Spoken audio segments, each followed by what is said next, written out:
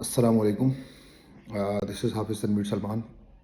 میں ابھی social media پہ ایک شاکر شجاع آبادی صاحب کی ایک غزل میری نظر سے گزری تو مجھے یوں لگا کہ جیسے پاکستان کی عوام پاکستان کے حکمرانوں کے ساتھ یہ اپنا گلہ کر رہی ہے، یہ اپنا دکھڑا سنا رہی ہے اور ساتھ میں یہ بتا رہی ہے کہ جو آج ہم پہ وقت ہے کل یہ آپ پہ بھی ہو سکتا ہے. تو شاکر شجاع آبادی صاحب نے کیا خوب لکھا ہے، سرائکی میں ہے کہ جویں میں کو آن روایا ہی تو بھی میں وانگوں پل پل روسیں.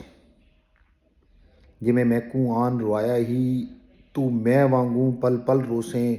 ایک واری رو کے تھک باسیں ول دل ڈک سی تو ول روسیں. نہ ڈکھڑے آن ونڈے سے کوئی تو لا کندھیاں کو گل روسیں. بس شاکر فرق میں آد دائے میں اج رونداں تو کل روسیں. تو سوری کال آ گئی تھی.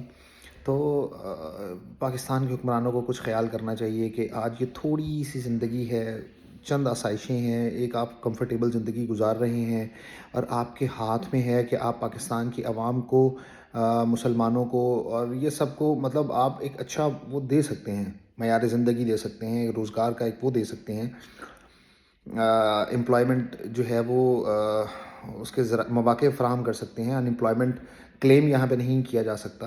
تو آپ کو یہ سوچنا چاہیے کہ پاکستان کی عوام اس وقت بہت پریشان ہے، کرب کی حالت میں ہے. کوئی بندہ، کوئی کسان، ذمہ دار، کوئی کاروباری، کوئی ملازم طبقہ، کوئی بھی اس وقت وہ کوئی اچھی مطلب وہ سوچ کے ساتھ کہ اچھے مطلب اس میں وہ مطلب ہر بندہ ٹینشن میں زندگی گزار رہا ہے. تو آپ کو سوچنا چاہیے کہ یار آج ہیں کل نہیں ہوں گے. آپ دیکھ لیں پچھلے حکمرانوں کو، آپ دیکھ لیں فرعون کا ذکر تو چلے ہم نے کتابوں میں پڑھا، نمرود کا ذکر ہم نے کتابوں میں پڑھا، لیکن آپ دیکھیں کہ جنرل ایوب یہاں پہ ہے نہیں ہے، جنرل ضیاء الحق صاحب یہاں پہ ہیں نہیں ہے، جنرل مشرف یہاں پہ ہے نہیں ہے، ذوالفقار علی بھٹو ہے نہیں ہے، بے نظیر بھٹو. مطلب کون رہا یہاں پہ؟ یہ دنیا ہے اور مکافات عمل ہے.